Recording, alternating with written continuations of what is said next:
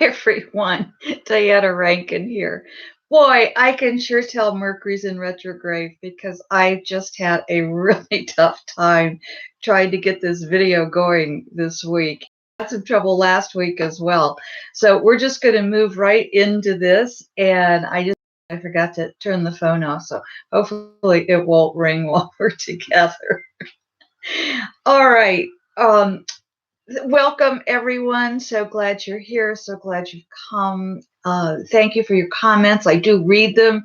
It takes me a little bit longer to get back to respond to them. But this week, we do have a question. In fact, we have two questions, but we're only going to take time for one. And we will get also a message from Phillip, who's my spirit guide. And this is an oracle book, as you know. Each page has a different wisdom on it. And we just think left page, right page, and we get our wisdom. We're going to get that in a minute. But first, our question this week is about karma. What is it? And is it real? And does it exist? And so Phillip's going to talk to you about karma. Phillip is my spirit guide, and he's the one I turn to every day for answers and for help. And so I by the way, this is video number 47 for November the 17th to the 23rd. And I'm so used to wearing my glasses, I forget to take them off. But I realize they create a glare, and that's not easy. That gets in the way of vision for all of you. But Phillip's my spirit guide, and I invite all of you to ask questions. I do ask you to please keep the questions general, so not a personal question. There can be a personal question in the sense that I want to know what this is about. But if you have personal questions about your life, please just give me a call. The number's below, and we'll get you set up for an appointment.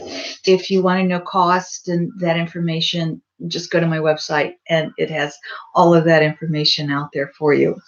So let's talk to Phillip about karma. And what's interesting to me is he uses an experience I had this morning to tell you about some good karma and bad karma that I created. So here's what we said. Phillip says karma by the Western mind is more difficult to comprehend than by the Eastern mind. This is because karma comes forth from the Eastern mind's various religions. It was spoken of in the Rig Veda and the Upanishads. Those who follow Buddhism, Sikhism, Hinduism, Jainism, Taoism, or other thought systems of the Eastern philosophies and religions will notice a slight difference in the explanation of karma. This, in part, has contributed to the misunderstanding of karma. We shall give the simplest of explanations for ease of understanding. We shall use an experience you had this morning to offer our explanation as an illustration or story, if you wish. Under your sleeping quarters, a raccoon and cat began verbal assaults at one another quite early in your morning. You vowed to get all animals out from under your house. Is this correct? And of course, I answered, yes, this is correct. And that's exactly what happened. I have a crawl space under my house, and there's a fence across it, a screen, and supposedly, I guess I found out that there was damage to the screen. And so both a raccoon and a cat got under my house, and I didn't want the damage. So I vowed to get rid of them. So Phillip says, you decided that when daylight came, you would put fencing on the areas where the animals were entering. Now here we look at intent and the planned action. Your intent is out of concern for any damage that might be caused to your living quarters by the animals. This is a good intent, Phillip says.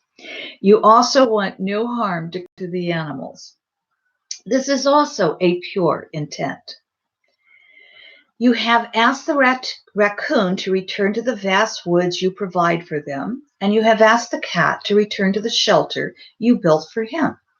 The action you plan to take to close up the holes where the animals enter is a pure action, but first you must make sure the animals are not under the house. This also is a pure intent. Yeah, I don't want to lock them in there forever.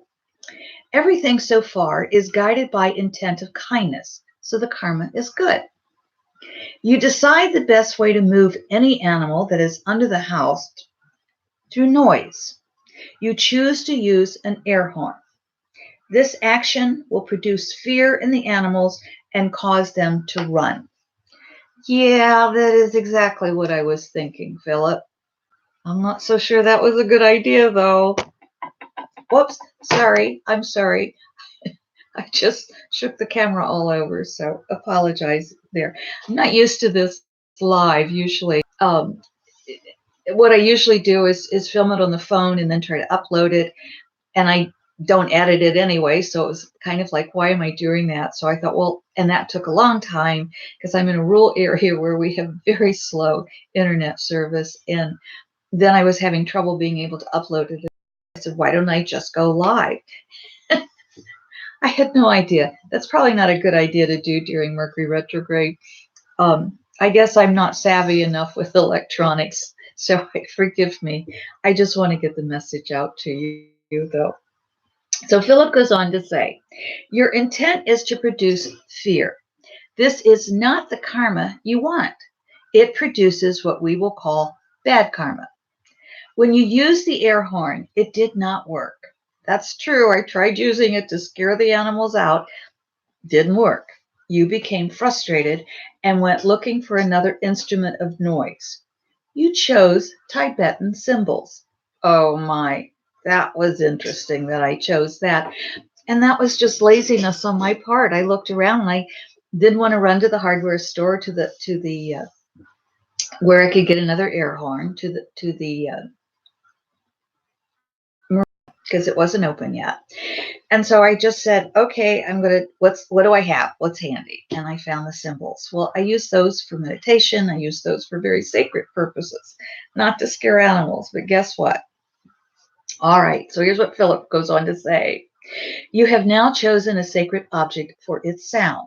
Had your thoughts been pure, your choice would have been right.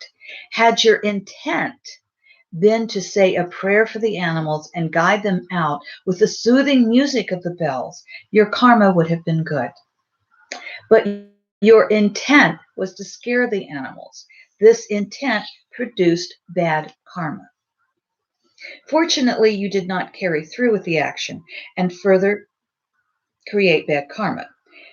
So when I went out to use the cymbals, I didn't. I just decided not to. And honestly, at the time, I wasn't really thinking about it, but I just put them in my pocket and just kind of clapped my hands and stomped my feet and tried to get the animals, if they were still there, out. And then I saw that I didn't see any and didn't hear any noise, so I thought, okay, they're out.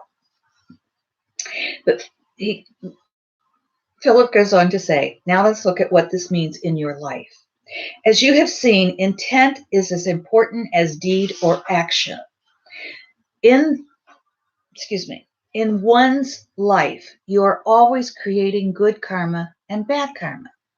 Kindness, compassion, loving thoughts, and actions produce good karma.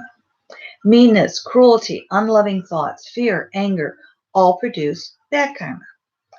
Karma is played out later in this life as well as in another reincarnated life. For example, you are quite sensitive to sound, so you might have sound frighten you the way you intended to frighten the animals. This would help you understand the harm you intended to cause. It is for all to lead a good life. In this way, they create good karma in this life and in the next.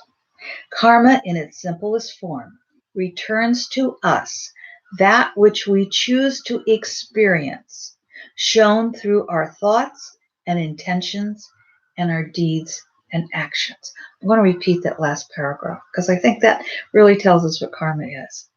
Karma, in its simplest form, returns to us that which we choose to experience, shown through our thoughts and intentions and our deeds and actions. One more reason to watch our thoughts, our intentions, and our actions. All right, my friends, here's one of my books, The Master's Book of Answers by Phillip. Think left page, right page, and then we just are going to flip through. Now, I always say, think with me, and let's see if we're going to get left page or right page. If I get left page, I always say that's our message, but then I also read the other page. If you happen to get a page different from me, that could be a personal message for you. So pay attention. All right, you ready? We're going to say left page or right page, and we're going to flip through, or we're just going to open like that. How's that? And I'm hearing right page. All right, this goes along. After all these years of doing this, it still amazes me how our message from Phillip goes along with what we've been talking about. So here's our message. What you give to the world is yours to keep. What you give to the world is yours to keep. All right, my friend, make sure what you're giving to the world is something you want to keep. On the left side, I love this. It says, your dreams will not come true if you sleep through them. Your dreams will not come true if you sleep through them. But remember this week, what you give to the world is yours to keep. Well, my friend, I hope you give love, kindness to the world. Remember, love is an action verb. So put love out there. Our world needs it so much right now.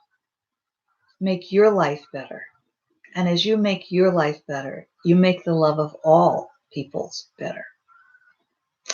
Thank you for being with me today. I love you. Thank you for accepting that love. By the way, thank you for the birthday wishes. I had a great birthday. And Daisy's right here, but she's sleeping, but I think I just woke her up. But we're all doing fine here, and we love you. We thank you for accepting that love. We thank you for being with us today. Spread love in your life and in the world.